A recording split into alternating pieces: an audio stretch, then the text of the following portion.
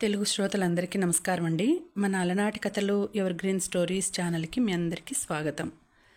అమృతధార నవల వింటున్నామండి. రచన శ్రీమతి ఎద్దనపూడి సులోచనారాణి గారు. ఇక ఆలస్యం చేయకుండా మనం కథలోకి వెళ్ళిపోదామండి. వీడియో చూసిన వెంటనే లైక్ చేసి షేర్ చేసి తప్పకుండా సబ్స్క్రైబ్ చేసుకోండి మన ఛానల్ని. బెల్ ఐకాన్ యాక్టివేట్ చేసుకోండి. ఇంతలో రుక్మిణమ్మ గారు అక్కడికి వచ్చింది. ఆవిడ తల దూకుంది.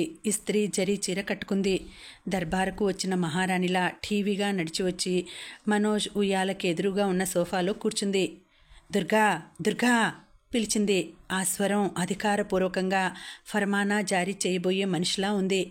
వస్తున్నా అమ్మా, దుర్గ లోపల నుంచి పలికింది. వరుణ్ ఆవిడకి ఎదురుగా వచ్చి నిలబడ్డాడు. నానమ్మా, నేనింకా ఎప్పుడూ అల్లరి చేయను నానమ్మా అంటూ రెండు చెవులు పట్టుకుని గబగబా 2 గుంజీలు తీసి లేచి నిలబడి సారీ నానమ్మా అన్నాడు. ఆవిడ వాడి వైపు కూడా చూడలేదు. ఇంతలో దుర్గ వచ్చింది. అమూల్యని నేను రమ్మన్నానని పిలుచుకురా ఆజ్ఞాపించింది. ఆ స్వరం ముద్దాయిని హాజరుపరచండి అనే జడ్జిలా ఉంది. 10 నిమిషాల తర్వాత అమూల్య వచ్చింది. మనోజ్ తనకేం పట్టనట్టుగా కాగితాలు చూస్తున్నాడు. రుక్మిణమ్మ గారి గొంతు విని హడలిపోయిన వరుణ్ వచ్చి మనోజ్ కాళ్ళ మీద కాలు వేసి ఎక్కి ఉయ్యాలలో అతని పక్కన కూర్చొని అతని నడుం చుట్టూ చేతులు బిగించి చూస్తున్నాడు. అమూల్య వచ్చి నిలబడింది. ఆవిడ కూర్చోమనలేదు. వెంటనే నిర్మోహమాటమైన స్వరంతో అంది, అమూల్య, నువ్వు నీ కొడుకుని తీసుకొని తక్షణం మా ఇంట్లోంచి వెళ్ళిపో. మనోజ్ తలెత్తి ఏదో అనబోయాడు. ఆవిడ చెయ్యి విదిలించి, నువ్వు ఆగుమను, నీకిష్టం లేకపోయినా నీ మెడలు వంచి నా చేతులతో నేను ఈ పెళ్లి చేశాను. నేను మోసపోయాను. మోసంతో జరిగిన ఈ పెళ్లికి మనం కట్టుబడాల్సిన అవసరం లేదు. నేను చేసిన ఈ పెళ్లి నేనే విడగొట్టేస్తాను. కానీ బామ్మ, వరుణ్ మన శివ కొడుకు. మన అని నన్ను కలపకురా. వాడు బతికి ఉన్నప్పుడే కాదు, చచ్చిపోయిన తర్వాత కూడా నా మీద పగ తీర్చుకుంటున్నాడు. ఇది ఎన్ని జన్మల విరోధమో. కానీ తెలియకుండా ఒక పొరపాటు జరిగిపోయింది. దానిలో కూర్చొని కుమిలిపోయే కంటే అందులో నుంచి బయటపడటం ఎలాగా అని ఆలోచించాలి. బామ్మ తనకు నచ్చిన బామ్మ. ఆవిడ ఎప్పుడూ సమస్యలు వస్తే చూస్తూ చేతులు ముడుచుకొని కూర్చోగా తను చూడలేదు. ఇప్పుడు అంతే. సమస్య జటిలమైన కొద్దీ ఆవిడ బుద్ధి సానబెట్టినట్టు మరింత పదును తేలుతుంది. ఆవిడ చూపుల్లో అమూల్య అంటే బద్ధవైరి లాంటి భావం. తనని మోసం చేసిన వారిని గుర్తెరిగిన తీక్షణమైన అసహ్యం. అమూల్య మాట్లాడలేదు. వెనక్కి తిరిగి వెళ్ళిపోయింది. నీ కొడుకుని ఇక్కడి నుంచి తీసుకువెళ్ళో, గదుమాయింపుతో చెప్పింది ఆవిడ. వరుణ్ దా అమూల్య పిలిచింది. నేను రాను. పో అవతలికి, రుక్మిణమ్మ గారు కసిరింది. నేను పోను, నువ్వే పో. మా అంకుల్ అంటూ వరుణ్ మనోజ్ మెడ చుట్టూ చేతులు బంధించి మెడ దగ్గర తల దాచుకున్నాడు. మనోజ్ ఆ క్షణంలో ఏమన్నా అక్కడ ఒక పెద్ద బడబాగ్ని బయలుదేరుతుంది. వరుణ్ చెయ్యి మీద చేత్తో నిమిరాడు. నిద్రపోయే టైం అయింది. గుడ్ బాయ్, వెళ్ళమ్మా. నేను వెళ్ళను, నువ్వు రా. మనోజ్ కాగితాలు పక్కన పెట్టి వరుణ్ని ఎత్తుకొని పైకి తీసుకువెళ్ళాడు. అమూల్య ఆవిడకి ఏదో చెప్పబోయింది. ఆవిడ చూపుల్లో ఒక పురుగును చూసిన ఏవగింపు. చాలించు. నీ నమ్రత ఆత్మీయత నిజం అనుకుని మురిసిపోయాను. నటన అని నాకు తెలియలేదు. పర్వాలేదు, ఇప్పటికైనా మా కళ్ళు తెరిపినబడ్డాయి. ఒకరికి కొడుకుని కని ఇంకొకరికి భార్యవయ్యావు. ఎంత ధైర్యం. ఆవిడ మనసులో మాట అనేసి వెళ్ళిపోయింది. అమూల్య అక్కడే నిలబడిపోయింది. చాలాసేపు అయిన తర్వాత మెట్లెక్కి పైకి వస్తుంటే మెట్లు దిగుతూ మనోజ్ ఎదురయ్యాడు. ఒకరికి ఒకరు దారి ఇస్తున్నట్టుగా పక్కకు తొలగి నిలబడ్డారు. నీవి వరుణ్వి బట్టలు సర్దుకొని రెడీగా ఉండు. ఉదయం 6 గంటలకు ట్రైన్కి వెళ్ళిపోదువు గాని అనేసి వెళ్ళిపోయాడు. అమూల్య పైకి వచ్చింది. గాజు కళ్ళతో శూన్యంలోకి చూస్తున్నట్లుగా కూర్చుంది. శివ, చూసావా నేనెంత సంతోషంగా ఉన్నానో చూస్తున్నావా? అమూల్య కళ్ళ నుంచి నీళ్లు జలజలా రాలినాయి. మర్నాడు పొద్దుటే అమూల్య వరుణ్ ప్రయాణానికి రెడీ అయ్యారు. వాళ్లతో పాటు దుర్గా, వెంకటి కూడా బయలుదేరారు. రాత్రి మనోజ్ వెంకటిని పిలిచి, నువ్వు దుర్గా కొన్నాళ్ళు హైదరాబాద్లో ఉండాలి అని చెప్పాడు. ఇక్కడ బామ్మగారు? వెంకట సందేహంగా చూశాడు. వెంకటికి విషయం ఏమిటో పూర్తిగా అర్థం కాకపోయినా వరుణ్ శివ కొడుకు అని అతన్ని మనోజ్ ఇంటికి తీసుకురావడంతో ఇంట్లో స్పర్ధలు వచ్చాయని మాత్రం అర్థమైంది. బామ్మని చూడటానికి నేను, పూజారి గారి మరదలు, పిల్లలు ఇక్కడే ఉండే ఏర్పాటు చేస్తాను. నువ్వు హైదరాబాద్ వెళ్ళిన తర్వాత అమ్మాయి గారు ఎక్కడికి వెళ్ళినా వెంట వెళ్ళాలి. ఆమె క్షేమంగా ఉండేట్టు చూసే బాధ్యత నీది. దుర్గా వరుణ్ణి చూడాలి. వెంకటి తల ఊపాడో. భార్యకి చెప్పాడో. అప్పటికే దుర్గ ఆనందంగా దేవుడికి దండం పెట్టుకుంటోంది. దేవుడా, నీకు 1000 దండాలయ్యా, నా మొర ఆలకించావు అనుకుంటుంటే వెంకటి వచ్చి అబ్బాయి గారు దుర్గకి పురమాయించిన పని చెప్పాడు. అమ్మో, ఎందుకు చూడను, నా పానం కంటే ఎక్కువగా చూసుకుంటాను అంది. మనోజ్ మనస్సు చాలా ద్వైధీభావంగా ఉంది. తను ఏకకాలంలో ఒకేసారి 2 చోట్ల ఉండలేడు. హైదరాబాద్లో డెక్కన్ సిరామిక్స్ ఫ్యాక్టరీకి పూర్తి చేసి పంపిణీ చేయాల్సిన ఆర్డర్సు ముమ్మరంగా ఉన్నాయి. నిజం చెప్పాలంటే ఒక్కరోజు వృధా అయితే కొన్ని వేల రూపాయలు వృధా అయిన పరిస్థితి. బామ్మ, అమూల్య ఒకచోట ఉండే పరిస్థితి లేదు. బామ్మ అసలు రమ్మన్నా వచ్చే స్థితిలో లేదు. ఆవిడని ఇక్కడ ఒక్కదాన్ని వదిలే పరిస్థితి కూడా కాదు. అమూల్య తనని మోసం చేసిందనే సత్యం ఆవిడ జీర్ణించుకోలేకపోతుంది. ఆనాడు కూతురు వంచిందనే గాయం ఇప్పుడిప్పుడే ఆవిడ అమూల్య రాకతో సేదదీరి మునుపటి ఆనందం పొందుతోంది. ఆవిడ కష్టాలకి, ఒంటరితనానికి అమూల్య రాక చరమగీతం పాడిందని నమ్మింది. ఆ నమ్మకం ఒమ్మైపోగా తను తిరిగి లేవలేని ఒక అగాధంలోకి వచ్చిపడ్డానని తెలుసుకోగానే ఆవిడ మనసు అకలావికలంగా మారిపోయింది. బామ్మని మానసికంగా సేదదీర్చటం అనేది అతని ప్రప్రథమ కర్తవ్యం కావాలి. ఉదయం అమూల్య బయలుదేరుతుంటే అతను శాసిస్తున్నట్లుగా అన్నాడు. నేను 4-5 రోజుల వరకు హైదరాబాద్ రాలేను. నువ్వు చెప్పకుండా వెళ్ళిపోవటం లాంటి పిచ్చి పిచ్చి పనులు చేసి నా సహనం అంతు చూడొద్దు. ఇప్పుడు నీ వల్ల మాకు కలిగిన వేదన చాలు. నీకిష్టం ఉన్నా లేకపోయినా వరుణ్ నిన్ను అడగకుండా, నీ కోసం బెంగపడకుండా నా దగ్గర అలవాటు అయ్యే వరకు నాతో కలిసి నా ఇంట్లో ఉండాల్సిందే. నేను నీతో గుట్టు చప్పుడు కాకుండా విడిపోయే మార్గం చూసుకునే వరకు నువ్వు నా భార్యగా ఫ్యాక్టరీ వ్యవహారాలు చూడక తప్పదు. నువ్వు వెళ్ళిపోతే నిన్ను ఎక్కడున్నా పట్టుకుని శివా విల్లు ద్వారా నీకు రావాల్సిన ఆస్తిని పంచి నేను, నా కుటుంబం అందరి నోళ్లలో పడి నవ్వుల పాలయ్యి విడిపోవాల్సి వస్తుంది. ఈ పుణ్యం నువ్వు కట్టుకుంటావా, లేక నేను కోరినట్టు గుట్టు చప్పుడు కాకుండా నాతో బంధం తెంచుకుంటావా? ఈ రెండింట్లో నువ్వు ఏది చేసినా నేను లక్ష్య పెట్టను. నేను నిన్ను అడుగుతున్నది నా కోసం, నా ఇంటి పరువు కోసం కాదు, వరుణ్ కోసం, వాడి జీవితం నిర్మలంగా పెరగటం కోసం. ఈ ఘర్షణ మూలంగా వాడి బ్రతుకు అందరిలో నవ్వుల పాలు చేస్తావో మాంతావో నీ ఇష్టం. శివ పట్ల కృతజ్ఞత అంటూ ఏదో పెద్ద ఉపన్యాసాలు ఇచ్చావుగా, అదేమిటో నీ చేతుల్లో ఇప్పుడు రుజువు అవుతుంది. అమూల్య మాట్లాడలేదు, దించిన తల ఎత్తలేదు. అతని మాటలు కొరడా దెబ్బల్లా మనసుని తాకుతుంటే కళ్ళల్లో నుంచి ఉబికి రాబోతున్న నీళ్ళని బిగబట్టుకుంటూ క్రింద పెదవి పంటితో నొక్కిపట్టి మౌనంగా ఉండిపోయింది. ఇంతలో వరుణ్ పరిగెత్తుకొచ్చాడు. వస్తూనే అమ్మా అంటూ అమూల్య విప్ మీద పడి కౌగిలించుకున్నాడు. మరే, మన కోసం కారు వచ్చేసింది అంటూ సంతోషంగా చెప్పాడు. మళ్ళీ అంతలోనే వచ్చి మనోజ్ కాళ్ళకి చుట్టేసుకున్నాడు. అంకుల్, నువ్వు కూడా మాతో రా అన్నాడు. మనోజ్ వరుణ్ణి ఎత్తుకున్నాడు. నేను రేపు వస్తాను అన్నాడు. ఇప్పుడే రా, ఎంచక్క అమ్మ, నువ్వు, నేను కారులో ఎక్కి ఊరు వెళ్ళిపోదాం. మధ్యలో బిస్కెట్స్ కూడా తినొచ్చు. నేనొస్తే నానమ్మ దగ్గర ఎవరుంటారు అన్నాడు మనోజ్. నానమ్మని కూడా తీసుకెళ్దాం, నేను చెబుతానుగా అంటూనే జర్రున జారి రుక్మిణమ్మ గారి గది దగ్గరికి పరిగెత్తాడు. గది తలుపులు వేసి ఉన్నాయి. వరుణ్ తలుపులు బాదాడు. నానమ్మ, తలుపు తీయి, ఊరు వెళ్దాం రా. లోపల కూర్చుని ఉన్న రుక్మిణమ్మ గారు పలకలేదు. మనోజ్ వచ్చి వరుణ్ణి ఎత్తుకున్నాడు. వరుణ్ చెవిలో నానమ్మ నేను వెళ్తున్నాను అని చెప్పు అన్నాడు. నానమ్మ నేను వెళ్తున్నాను అన్నాడు వరుణ్. మళ్ళీ వస్తాను అని చెప్పు. నానమ్మ మళ్ళీ వస్తాను అని చెప్పాడు. మనోజ్ వరుణ్ బుగ్గ మీద ముద్దు పెట్టుకుని ప్రేమగా వాడి క్రాఫ్ట్స్ చెరిపాడు. వరుణ్ వచ్చి కొద్ది రోజులే అయినా వాడి అల్లరితో, పరుగులతో, నవ్వులతో, కబుర్లతో ఇల్లు సందడిమయం అయింది. 4 రోజులు వాడిని వదిలి ఉండటం కష్టంగానే అనిపిస్తోంది. పిల్లల పట్ల తనకి ఇంత ప్రేమ ఉందని మనోజ్కి తన సంగతి తనకే మొదటిసారి అర్థమైనట్లుగా ఉంది.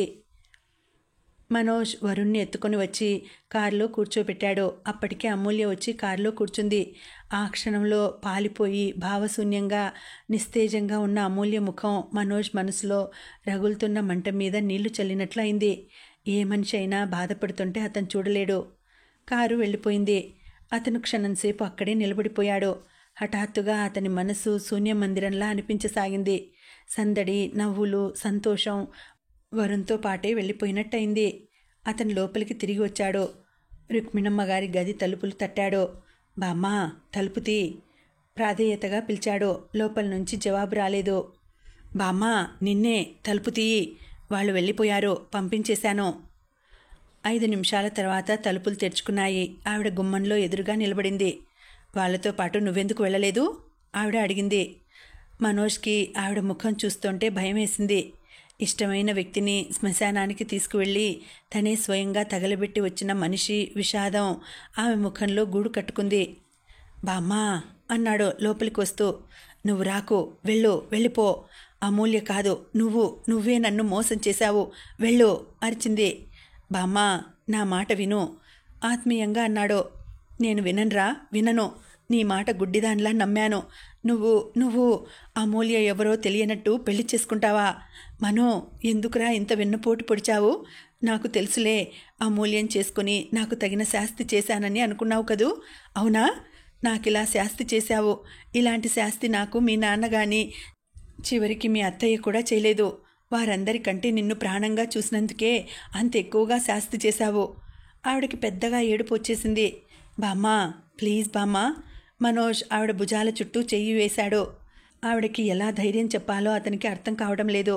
ఒక్కటే మార్గం, బామ్మ వరుణ్ గురించిన షాక్లో నుంచి తేరుకునే వరకు వేచి చూడాలి.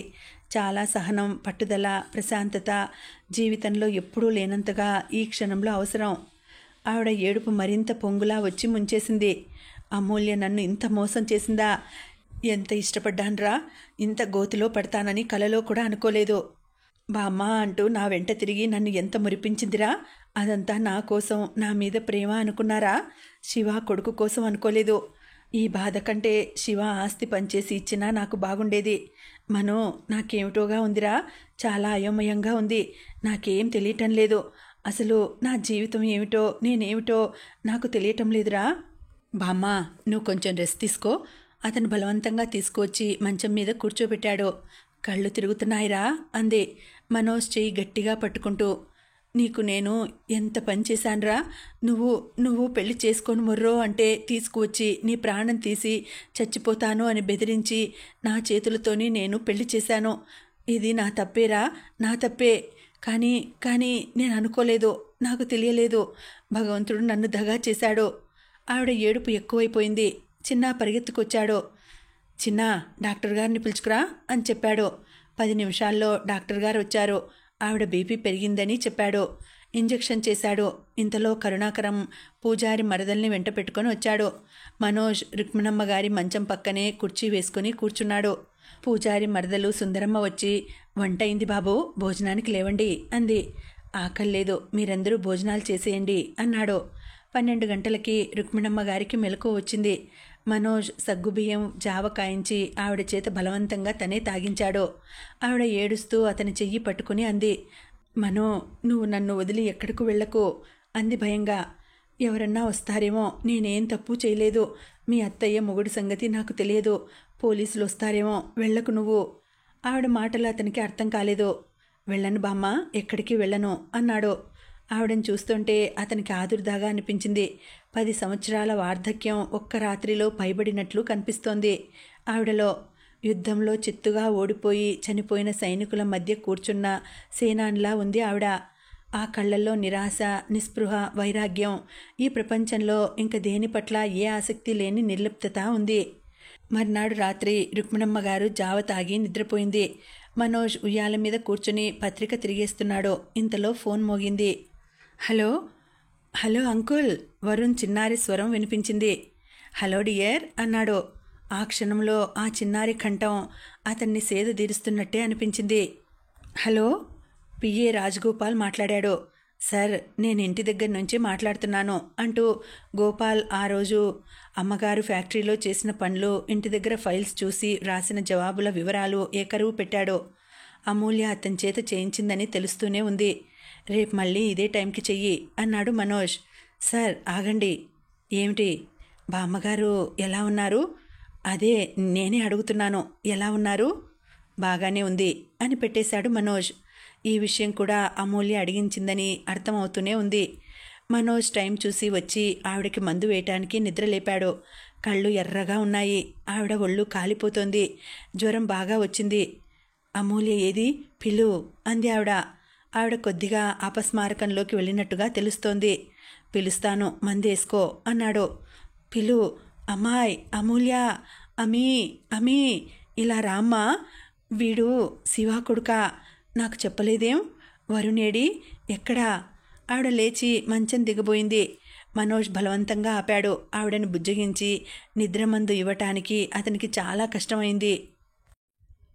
రుక్మిణమ్మ గారు చాలా సుస్థి పడింది. ఆవిడ మళ్ళీ లేచి తిరుగుతుందని మనోజ్ కూడా అనుకోలేదు. వారం రోజులకి జ్వరం కాస్త తగ్గి నార్మల్కి వచ్చింది. ఆవిడ పట్టుదలతో బ్రతికి తీరాలి అని మృత్యువుతో పోరాడినట్టుగా ఉంది. సోమవారం డైరెక్టర్స్ మీటింగ్ ఉంది. మనోజ్ తప్పనిసరిగా వెళ్ళాలి. బామ్మా, నేను ఎల్లుండి వచ్చేస్తాను అన్నాడు మనోజ్. వెళ్ళిరా మనో, ఎల్లుండి కాకపోతే ఇంకో 2 రోజులు ఆగిరా. ఏం పర్వాలేదు, నేనేం చచ్చిపోను. నీకు ఇంకో అమ్మాయిని భార్యగా తెచ్చే వరకు నేను ఆ యమధర్మరాజు వచ్చినా వెళ్ళను అంది. మనోజ్ ముఖం తిప్పుకున్నాడు. బామ్మ కాస్త కోలుకున్న క్షణం నుంచి ఇది ఒక్కటే మాట. నా చేతులతో నేను ఈ పెళ్లి చేసి నీ జీవితం నాశనం చేశాను అని ఒకటే గొడవ. బామ్మ, నువ్వు చేసిందేముంది? నేను అమూల్య ఎవరో తెలిసే చేసుకున్నాను. ఇది నా స్వయం కృతాపరాధం అన్నాడు మనోజ్. నీకు అమూల్యకి కొడుకు ఉన్నట్టు తెలుసా? మనోజ్ మాట్లాడలేదు. అమూల్య మూర్ఖురాలు. తనకు మనసు విప్పి చెప్పేసి ఉంటే తను బామ్మని ఒప్పించి వరుణ్ణి అంగీకరించేట్టు చేసి పెళ్లి చేసుకునేవాడు. అమూల్య భయపడిందా? లేక ఈ రకంగా ఇంట్లో స్థానం సంపాదించి తర్వాత కొడుకుని తెచ్చుకోవచ్చు అనుకుందా? ఏదైనా జరగరానిదే జరిగింది. అందరూ ఎంతో ఆనందంగా ఉండాల్సిన కాలం విషపు గాలులతో ఒడిలి వేళ్లాడిపోతోంది. దీనికంతటికీ అమూల్యే కారణం. రుక్మిణమ్మ గారు అంటోంది. నాకు తెలుసురా, నీకు ముందు తెలియదు. తెలిసి ఉంటే చెప్పి చేసుకునేవాడివేమో. అమూల్య నన్నే కాదు, నిన్ను కూడా మోసం చేసింది అంది. మనోజ్ ఆవిడని తనతో బయలుదేరమని అర్థించాడు. ఊహూ, నేనెక్కడికి రాను అంటూ తిరస్కరించింది. ఆవిడని పరిస్థితిలో కదల్చడం కూడా మంచిది కాదని డాక్టర్ చెప్పాడు. నేను బామ్మగారిని చూసుకుంటానులే బాబు, మీరు వెళ్ళిరండి. మీ ఉప్పు కారం తిన్న శరీరం ఇది. ఆ మాత్రం అవసరంలో సాయపడకపోతే నేను మనిషినే కాదు అన్నాడు కరుణాకరం. మనోజ్ హైదరాబాద్ వచ్చాడు. మనోజ్ని చూడగానే మొక్కల మధ్య వెంకటితో కలిసి దాగుడు మూతలాడుతున్న వరుణ్ అంకుల్ వచ్చాడు అంటూ సంతోషంగా వచ్చి కాళ్ళకి చుట్టేసుకున్నాడు. మనోజ్ వరుణ్ణి ఎత్తుకున్నాడు. అమ్మా, అంకుల్ వచ్చాడు ఆనందంగా కేక పెడుతూనే మనోజ్ చేతుల్లోంచి జర్రున జారి గదిలోకి పరిగెత్తి టేబుల్ దగ్గర పనిచేస్తున్న అమూల్యని చేయి పట్టి ఈడ్చుకు వచ్చినట్టు లాక్కు వచ్చాడు. ఒక్క క్షణం అమూల్య గుమ్మంలో నిలబడింది. మనోజ్ అమూల్యని చూశాడు. ఆ కళ్ళ క్రింద నల్లటి వలయాలు నిద్రలేమిని సూచిస్తున్నాయి. బామ్మగారు ఎలా ఉన్నారు? దుర్గా అడిగింది. కులాసాగానే ఉంది అన్నాడు. అమూల్యకి కావలసిన సమాధానం దొరికినట్టు వెనక్కి తిరిగి వెళ్ళిపోయి మళ్ళీ టేబుల్ దగ్గర కూర్చుని టైప్ చేసుకోసాగింది. మనోజ్ పిఏ గోపాల్కి ఫోన్ చేశాడు. అతను వచ్చాడు. వస్తూ వెంట కంపెనీ ఫైల్స్ తెచ్చాడు. మనోజ్ ఫైల్స్ చూశాడు. అతను ఇక్కడ ఉన్నప్పుడు పనులు ఎంత చురుగ్గా శ్రద్ధగా జరుగుతాయో అలాగే జరిగినాయి. ఫైల్స్ రిపోర్ట్స్ అన్నీ అప్ టు డేట్గా ఉన్నాయి. అకౌంట్స్ పర్ఫెక్ట్గా ఉన్నాయి. పిఏ చెప్పకపోయినా ఈ ఫైల్స్ చూస్తే గత 10 రోజుల్లో ఫ్యాక్టరీలో జరిగిన పని వివరాలు, డబ్బు ఖర్చు, వచ్చిన రాబడి, ఆదాయ వ్యయ పట్టిక క్షుణ్ణంగా తెలియజేస్తూ ఉంది. అమూల్య శ్రద్ధగానే ఫ్యాక్టరీ విషయాలు పట్టించుకుని చూసిందన్నమాట.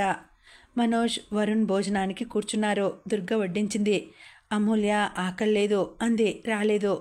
వరుణ్, మీ అమ్మని భోజనానికి పిలు అన్నాడు మనోజ్. వరుణ్ పరిగెత్తి చెయ్యి పట్టి లాక్కు వచ్చాడు. అమూల్య కూర్చుంది. భోజనం కెలికి వదిలేసింది తప్ప తినలేదు. దుర్గా సాంబార్ తేవటానికి వెళ్ళింది. నౌకర్లందరికీ నీ అయిష్టత తెలియాల్సిన అవసరం లేదు అన్నాడు. అమూల్య మరుక్షణం ఆకలి లేకపోయినా కొద్దిగా తప్పనిసరిగా తింది. భోజనం అయిన తర్వాత మనోజ్ రేపటి మీటింగ్కి అవసరమైన కాగితాలు చూసుకుంటున్నాడు. వరుణ్ వచ్చి మెడ మీద పడి ఊగుతున్నాడు. అంకుల్, ఈ కాగితాలేమిటి అన్నాడు. డబ్బు లెక్కలు. డబ్బులు కాగితాల్లో ఉంటాయా? అవును. వరుణ్ మనోజ్ని వదిలేసి వెళ్ళి గదిలో మంచం మీద కూర్చొని పుస్తకం చూస్తున్న అమూల్య మెడ కౌగిలించుకున్నాడు. అమ్మా, డబ్బులు ఎక్కడి నుంచి వస్తాయో తెలుసా నీకు అడిగాడు. తెలియదు.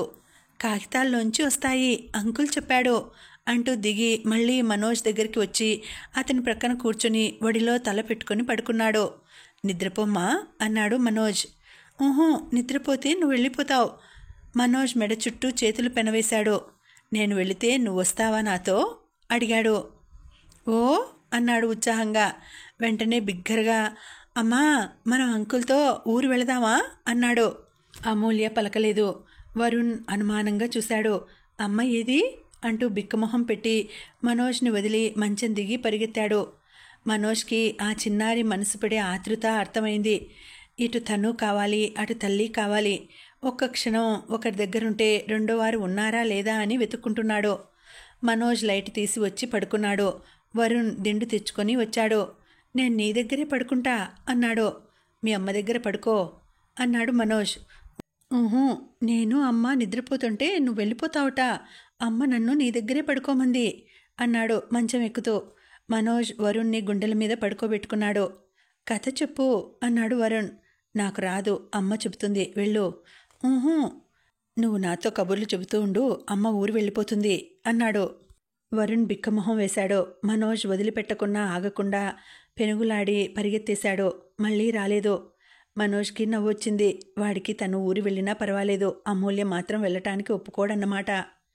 వరుణ్కి తనంటే ఇష్టం ఏర్పడిందని తెలుసు, కానీ అమూల్య తర్వాతనే అని కూడా అర్థమైంది. మర్నాడు మీటింగ్ జరిగింది. అమూల్య నివేదిక చదివింది. లెక్కలు, జమా ఖర్చులు క్షుణ్ణంగా చెప్పింది.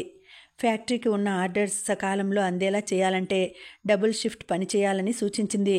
అమూల్య నివేదిక వ్రాయటంలో సునిశితమైన నేర్పు, సామర్థ్యం, ఆ అభిప్రాయం వ్యక్తీకరణలో నిర్మోహమాటమైన వ్యాపార దక్షతా శైలి, చక్కటి భావ ఉచ్చారణ వినేవారిని ముగ్ధుల్ని చేసింది. ఆనందంతో ఏకగ్రీవ ఆమోదం తెలియచేశారంతా. అమూల్య ప్రతిభకి మనోజ్ తనే లోలోన ఆశ్చర్యపోయాడు. 1-2 విషయాల్లో స్వయం నిర్ణయం చేసింది. ఆ నిర్ణయం కంపెనీ లాభానికే సుమా అన్నట్టుగా ఉంది. తనకు అప్పజెప్పిన బాధ్యతని ఏకాగ్రతతో, చిత్తశుద్ధితో, నిష్పక్షపాతంగా నెరవేరుస్తున్నట్లుగా ఉంది. మీటింగ్ అయ్యి అందరూ డిన్నర్ తీసుకుంటుంటే షణ్ముగం గారు దగ్గరకు వచ్చి అభినందించారు. మనోజ్, అమూల్య ఇంత బ్రిలియంట్ అని నేను అనుకోలేదు. Heartiest congratulations. You are very very lucky. నీతో పాటు మేం కూడా అన్నాడు. ఆనందరావు గారికి మొదటి నుంచి అమూల్య అంటే అభిమానమే. అది చదువుకున్న ఆడపిల్లలంటే అక్షరాల అలా ఉండాలి. వ్యక్తిత్వం, ప్రతిభ, నెమ్మది, వినయం, విధేయత అంటూ మెచ్చుకునేవారు. ఈరోజు మనోజ్ వింటుండగానే, అమూల్య, మా అమ్మాయి ప్రతిభని రేపటి నుంచి నీ చేతి క్రింద పనిచేయటానికి ఫ్యాక్టరీకి పంపిస్తాను. మా ప్రతిభ నీ చేతి క్రింద పనిచేస్తే నీ లక్షణాలు వస్తాయని నా ఆశ అంటున్నారు. డిన్నర్ దగ్గరికి వచ్చేసరికి అమూల్య మూర్తీభవించిన పక్కా ఇల్లాలుగా అతిథుల బాధ్యత స్వీకరించినట్టు అందరూ సరిగ్గా భోంచేస్తున్నారా అని కనుక్కుంటోంది. ఆ క్షణంలో అందరూ ఒకే కుటుంబ సభ్యుల్లా ఒకరి కష్టసుఖాలు మరొకరు పంచుకుంటూ, సలహాలు అడుగుతూ, సంప్రదింపులు చేస్తూ గడుపుతున్నారు. ఈ మార్పు, అందరి మధ్య ఈ సన్నిహితమైన సమన్వయత ఎప్పుడు వచ్చిందో మనోజ్ ఆశ్చర్యపోతున్నాడు. ఇదివరలో కేవలం వ్యాపార దృక్పథంగా డబ్బు, లాభనష్టాలు సరిచూసుకునే మొక్కుబడి కలయికలా ఉండే మీటింగ్ ఇప్పుడు అందరూ ఎదురుచూసే ఒక సంఘటనగా మారిపోయింది. ఇది అమూల్య వల్లనే అంటున్నారు షణ్ముగం గారు. ఇప్పుడిప్పుడు మిగతా వాళ్ళు కూడా వారి భార్యనో, కూతుర్నో, కోడల్నో డిన్నర్కి తీసుకొని వస్తున్నారు. మనోజ్ అందరినీ పంపి అమూల్య కోసం చూశాడు. పిఏ గోపాల్ లేరండి, షణ్ముగం గారిని దింపమని వారితో ఇందాకే వెళ్ళిపోయారండి అన్నాడు. మనోజ్ ఇంటికి వచ్చాడు. అమూల్య గదిలో లైటు లేదు. వచ్చి లైటు వేశాడు. అమూల్య పడుకొని ఉంది. వరుణ్ మెడకి కరుచుకున్నట్టు పడుకొని నిద్రపోతున్నాడు. మనోజ్ లైటు తీసేశాడు. అతను బెడ్రూంలోకి వస్తుంటే వెంకట్ చెప్పాడు, అబ్బబ్బా, సాయంత్రం నుంచి వరుణ్ బాబు అమ్మ కావాలని ఒకటే ఏడుపండి. నేనే అమ్మగారిని మాణిక్యం చేత త్వరగా రమ్మనమని ఫోన్ చేయించానండి. అమ్మగారు వచ్చిన తర్వాత ఏడుపు ఆపాడు. మనోజ్కి అర్థమైంది. మాణిక్యం ఫోన్ చేసిన సంగతి కనీసం తనకి చెప్పను కూడా చెప్పలేదు. అది తన స్వవిషయం అని కాబోలు. అతను బట్టలు మార్చుకుని వచ్చి పడుకోబోతుండగా ఫోన్ మోగింది. మనోజ్ తీశాడు. హలో హలో మనోజ్, అవతల నుంచి అగర్వాల్ పలికారు. Yes uncle. గుడ్ న్యూస్, స్వప్నకి సంబంధం కుదిరింది. గురువారం ఎంగేజ్మెంట్. నువ్వు అమూల్య తప్పక రావాలి. అలాగే అంకుల్, స్వప్నకి కంగ్రాచులేషన్స్ చెప్పండి. కుర్రాడు ఏం చేస్తున్నాడు? డాక్టర్. ఐసి. స్వప్న రేపు నీ దగ్గరకు వస్తానంది. ఇంట్లో లేదు, ఉదయ్తో వెళ్ళింది. ఉదయ్ స్వప్నకి కాబోయే భర్త. ఇద్దరిది ఒక విధంగా లవ్ మ్యారేజ్. మేం పెద్దవాళ్ళం కూడా కాదని అనలేదు. కుర్రాడు మీ వాళ్లే. మాకు శివ సంబంధం తప్పినా మీ శాఖ మాత్రం తప్పలేదు. తెలుగు వాళ్ళ అబ్బాయే. అలాగా అన్నాడు మనోజ్. ఫోన్ పెట్టేసిన తర్వాత చాలాసేపు మంచం మీద అలాగే కూర్చుండిపోయాడు. మాకు శివ సంబంధం తప్పినా మీ శాఖ తప్పలేదు. ఆయన మాటలు గుర్తుకొచ్చాయి. శివ వివాహం స్వప్నతో జరిపించాలని తను ఎంతగా అనుకున్నాడు. అతను పావురాలపల్లి బామ్మకి ఫోన్ చేశాడు. ఆవిడ కులాసాగానే ఉన్నానని, మందు వేసుకున్నానని చెప్పింది. మనోజ్కి కాస్త నిశ్చింతగా అనిపించింది. మర్నాడు మధ్యాహ్నం మనోజ్ కూర్చుని పోస్ట్ చూస్తున్నాడు. స్వప్న వచ్చింది.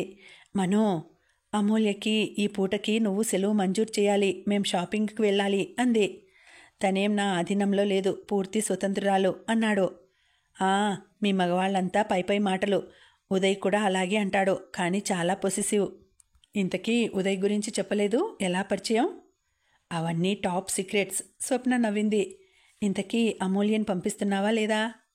నాకేం అభ్యంతరం లేదు. నీకు షాపింగ్లో సాయం చేయటం కూడా మా పనిలో ఒక భాగమే కదా మరి అన్నాడు. మనోజ్ అన్న ఆ మాటలు విన్న తర్వాత అమూల్య స్వప్నతో బయలుదేరింది. అమ్మా, నేను వస్తాను. ఆడుకుంటున్న వరుణ్ బయలుదేరాడు. నువ్వొద్దు, నడవాలి చాలా, ఇంట్లోనే ఉండు అంది అమూల్య. పోనీ రాని అమూల్య అంది స్వప్న. వద్దు, ప్రశ్నలతో విసిగించేస్తాడు. మనం ఒకటి కొనబోయి ఇంకోటి కొంటాం అంటూ తిరస్కరించిన అమూల్య వరుణ్ని వదిలేసి వెళ్ళింది. అమూల్య వెళ్ళిన తర్వాత వరుణ్ కాసేపు మనోజ్ కిచెన్తో ఆటలాడాడు. తర్వాత గుమ్మం వైపు చూస్తూ అమ్మ ఇంకా రాలేదేం అంటూ బిక్కమొహం వేశాడు. కాసేపటికి అమ్మ ఎప్పుడు వస్తుంది అంటూ ఏడుపు మొదలుపెట్టాడు. మనోజ్ వరుణ్ణి బుజ్జగించేసరికి తల ప్రాణం తోకకొచ్చినంత పనైంది. వరుణ్ కాసేపు ఏడ్చి నిద్రపోయాడు. మనోజ్ పోస్ట్లో వచ్చిన ఉత్తరాలు ఒక్కొక్కటి చూస్తున్నాడు. వరుణ్ణి అమూల్య మాట రాకుండా మురిపించడం ఇప్పుడిప్పుడే సాధ్యం కాదని అతనికి తెలియసాగింది. ఎదురుగా చేతుల్లోకి వచ్చిన పొడుగాటి కవరు చించబోయి ఆగిపోయాడు. అది అమూల్య పేరిట ఉంది. కవర్ తిప్పి చూశాడు. వానప్రస్థాశ్రమం నుంచి వచ్చింది. మనోజ్ కవరు పక్కన పెట్టేశాడు. వెంకటి వచ్చి మనోజ్ ఒడిలో తలపెట్టి నిద్రపోయిన వరుణ్ణి పదిలంగా ఎత్తుకుని తీసుకువెళ్ళి గదిలో పడుకోబెట్టి వచ్చాడు. వెంకటి, టీ కావాలి అడిగాడు. 10 నిమిషాల తర్వాత వెంకటి తనే టీ కలిపి తెచ్చాడు. నువ్వు తెచ్చావేమిటి? దుర్గెక్కడా అడిగాడు. లేదు, సినిమాకి వెళ్ళింది అన్నాడు. సినిమాకా? ఎవరితో? ఇంకెవరితో, ఆ మాణిక్యంతో. వెంకటి క్రింద కూర్చున్నాడు. మనోజ్ ఏ పుస్తకమో చదువుకుంటుంటే వెంకటి ఇలాగే వచ్చి కూర్చుంటాడు. అది పావురాలపల్లిలో బాగా అలవాటు. ఏమిటి విశేషాలు అడిగాడు మనోజ్. ఏం లేవు. రోజు ఏం చేస్తున్నావు? ప్రొద్దు ఎలా గడుస్తోంది నీకు? ఏముంది అబ్బాయి గారు, అమ్మాయి గారితో 10 గంటలకి ఫ్యాక్టరీకి వెళ్తానా, 6 వచ్చే వరకు అక్కడే ఉంటానయ్యే. అక్కడ పని తొందరగా అయిపోతుందనుకోండి. అమ్మాయి గారు ఒక్కోసారి ఇంటికి వస్తారు, ఒక్కోసారి అదేదో పెద్దవాళ్ళు ఉండే చోటు, పేరేందో ఉందండి. తల గీక్కున్నాడు. వానప్రస్థాశ్రమం, వృద్ధుల సేవా సదనం. అద్గది, అదేనండి, అక్కడికి వెళ్తాం. అమ్మాయి గారేమో అక్కడ ఏవో చాలాసేపు కాగితాలు రాస్తారు. నేను అక్కడే వరండాలో కూర్చుంటాను. ఎవరెవరో వస్తారు. అమ్మాయి గారు ఇంగ్లీష్లో చెప్తారు. తర్వాత ఇంటికి వస్తాం. ఒక్కోసారి బజారుకెళ్ళి పళ్ళు, బిస్కెట్లు లాంటివి ఇంకా ఏవేవో కొని ఉత్తరాలు పోస్ట్ చేసి ఫ్యాక్టరీకి వెళ్ళేటప్పుడే ఆ ముసలాళ్ళు ఉండే చోటుకెళ్ళి అవి ఇచ్చేసి ఫ్యాక్టరీకి వెళ్తాం. రోజునా? రోజునండి. ఒక్కోసారి వెళ్ళేటప్పుడు వచ్చేటప్పుడు కూడా వెళ్తామండి. అమ్మాయి గారు నిన్ను వద్దని తను వెళ్ళటం లేదా? అబ్బెబ్బే, లేదండి. నేను రావటం, ఏ అన్నం తింటానో ఆలస్యమైతే నా కోసం పాపం ఉంటారండి అన్నాడు మనోజ్. అమూల్య తను అప్పచెప్పిన పనులు తూచా తప్పకుండా ఓ చెంప చేస్తూనే మరో చెంప శివ అప్పచెప్పిన బాధ్యతలు కూడా నిర్వర్తిస్తోందన్నమాట. కానీ అమూల్యలో తను తప్పు పట్టలేడు. ఏ పని లోపం లేదు. అబ్బాయి గారు, వెంకటి పిలిచాడు. మీతో ఒక విషయం చెప్పాలని చాలా రోజుల నుంచి. ఏమిటది? కరుణాకరం గారు మీకు చెప్పానని చెబుతున్నారు. బియ్యం బస్తాలు, పప్పులు అవి ఆ టీచరమ్మకి పంపిస్తున్నారండి. ఏ టీచరమ్మకి? ఆవేనండి, విశాలచ్చమ్మ గారు. ఆవిడకెందుకు? వెంకటి మెడగొక్కున్నాడు. ఆరి పిల్లల్ని ఆయనే సుత్తాడు కదండి. అలాగా, నాకు తెలియదు. నాకు అదే అనుమానం వచ్చిందండి. నేనే 2 సార్లు బియ్యం బస్తాలు మోసానండి. ఆ టీచరమ్మ తమ్ముడున్నాడే, వాడు ఒట్టి సన్నాసండి. సరే అన్నాడు. వెంకటి కాసేపు ఆగి మళ్ళీ అడిగాడు. మేము ఈ ఊరు నుంచి ఎప్పుడు వెళ్ళాలండి? ఏం విసుగ్గా ఉందా? లేదండి, కానీ ఇక్కడ ఉంటే దుర్గ చెడిపోతుందేమోనని భయం వేస్తోందండి. అదేమిటి వెంకటి? ఏమిటోనండి, ఇక్కడికి వచ్చిన తర్వాత నా మీద ఒకటే రుసరుసలు. ఆ మాణిక్యంతో రోజు సినిమాలు, బజార్ నుంచి పిచ్చి పిచ్చి లోలాకులు తెచ్చి పెట్టుకుంటోంది. ఆ పల్లెటూరు రాదట దిగులుగా అన్నాడు. దుర్గతో నేను మాట్లాడతాలే అన్నాడు. వెంకటికి అప్పుడు కానీ ధైర్యంగా అనిపించలేదు. ఇంకా ఉందండి, కథ కొనసాగుతుంది. మళ్ళీ వచ్చే వీడియోలో తర్వాతి భాగం వినేద్దామండి. అంతవరకు సెలవు. నమస్తే.